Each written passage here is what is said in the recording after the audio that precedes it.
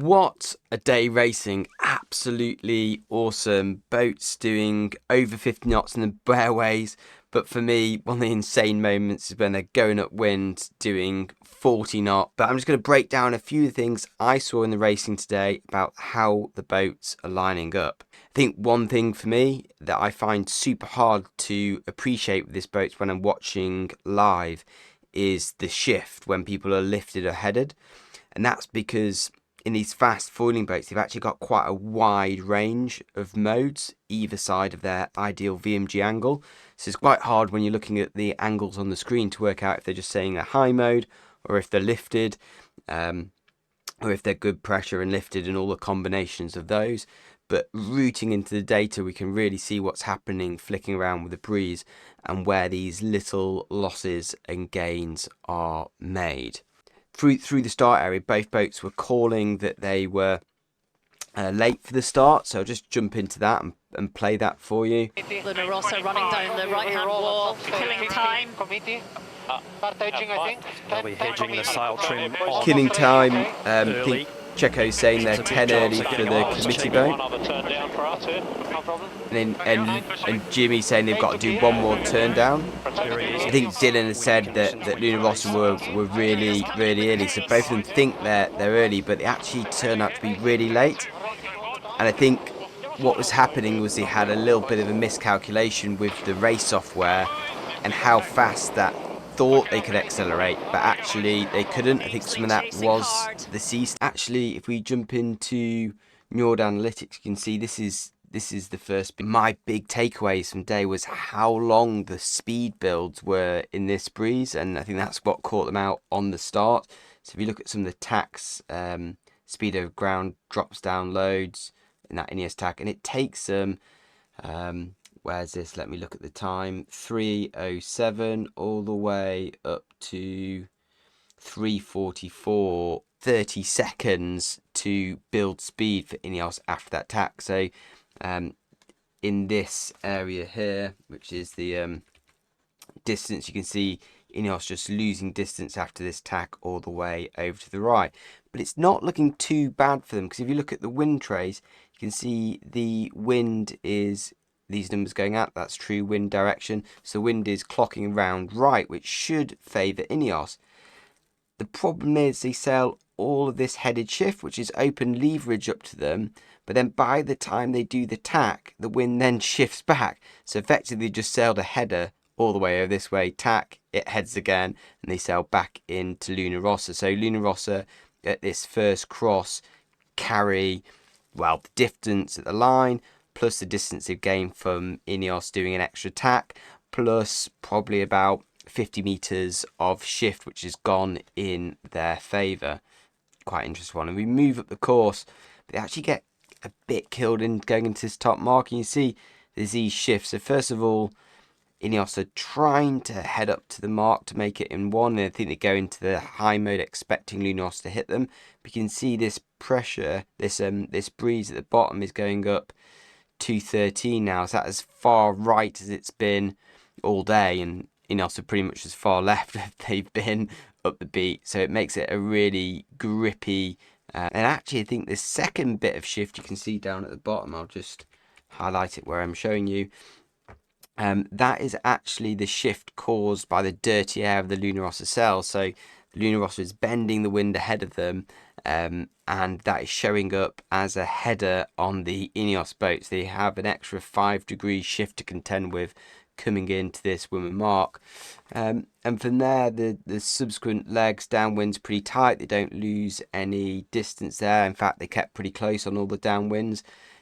INEOS is typically strong, but on the next upwind, if you look, INEOS tack early on the beat, and they just lose a massive distance on that early tack. So it goes from 130 meters behind out to over 400, and the rest of the beat they're pretty much keeping in there.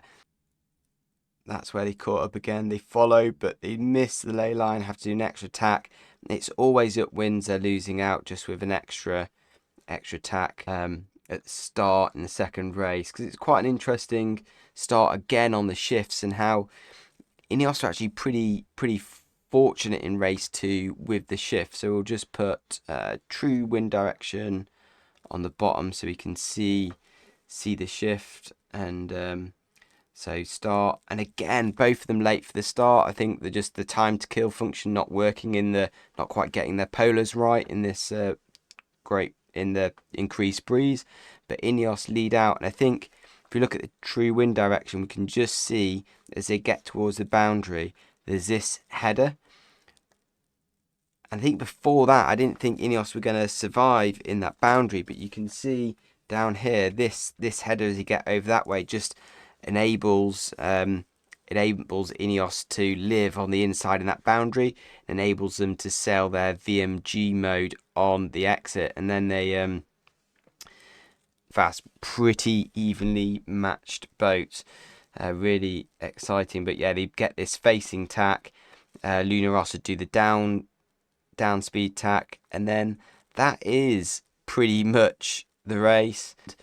But I do think this facing tack here they did was a bit of a bad decision. It's not quite enough on Rossa's face, and Rossa just sail a high mode, come out of it. They're quite lucky in that they get a left shift that allows Rossa to climb out the lane a little bit as well at that time, but not a great facing tack, and they just give up. The tacks were so costly. I think it was going to be critical of INEOS's performance in both races was they were generally underestimating the cost of the tacks. I think some of it in the first races they were being put off doing the jibe to split the gate, and instead were following Rossa around and then tacking to get the split. But they were losing so much in those tacks. Rossa were tight the whole way, and these boats so evenly matched, like nothing in it. I think for me, another interesting moment in the day was a bit of the comms loop between Ben and Bledin on the second race coming after the start. I think this is interesting because I'm always listening to the discussion between the helmsman and the trimmer.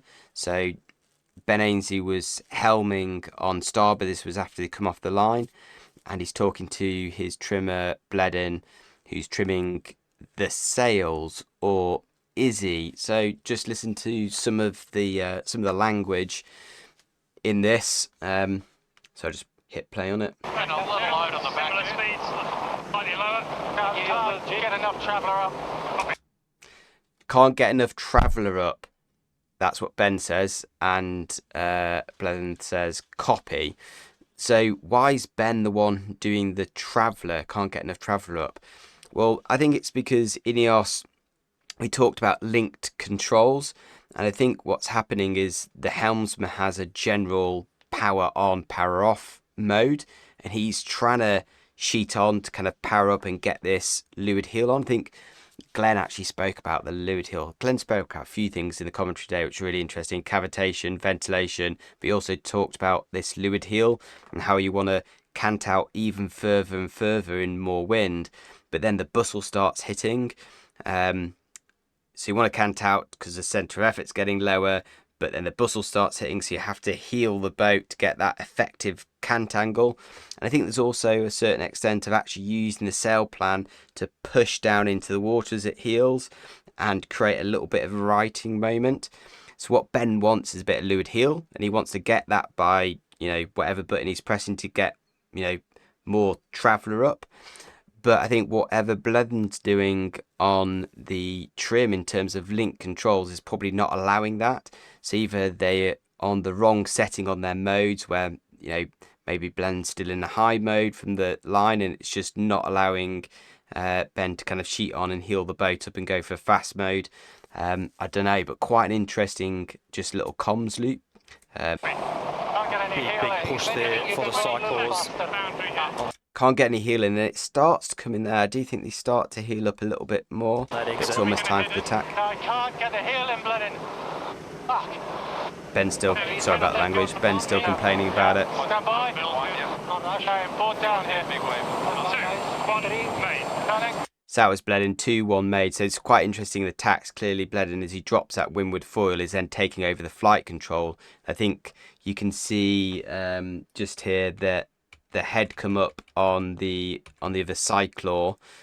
So I think the cyclors then start to do some of the sail trim through the manoeuvres.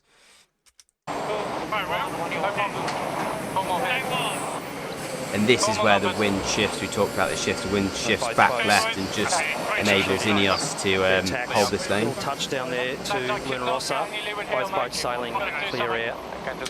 So yeah, Bledden couldn't get any leeward heel. We've got to do something. So yeah, really interesting comms for me. I think that just points out how the helms on INEOS are basically doing a power, you know, more or less power. We've talked so much about how link controls are important in this. I think what the sail trim is then doing is selecting the moding that operates how the jib and main sheet, traveller all operate in conjunction as the helmsman is asking for more or less power, and they're probably doing the more or less power to aim for a heel angle, but Ben will be conscious as he's asking for that more power to get the heel in. The boat's just not responding to it because it's probably geared up for a different mode. Yeah, so just quite interesting comms. So yeah, out of the two boats, I think INEOS will be slightly more disappointed with the day, just because, you know, everyone's been talking up their performance in the upper wind range and saying they've got a weakness low down. I really think INEOS is a bit of a control issue as well. Luna Rossa looked supremely locked in, very impressive. So I think Luna Rossa on the whole, knowing that Luna Rossa should do well in the light winds as well, where INEOS struggles sometimes with the manoeuvres, I think Luna Rossa will come away from this day happy to take a race off INEOS. So yeah, really looking forward to the rest of the racing. Also, shout out to the Youth America's Cup. That stuff has been so entertaining, enthralling stuff. Good to see the Italians take the win. Thoroughly deserved. They've really been the class act of that series. A shame for the American Magic that they weren't able to nail the start. That was a bit of a rookie error. Not sure if they were having difficulties with their race management system as well in the waves, but kind of nullified the race. But to be fair, Luna Rossa were kind of always pulling away as well. So I think if Magic had got the kind of not had the penalty, I think the result probably still would have been the same. But yeah, thanks for watching, and yeah, looking forward to more races to come.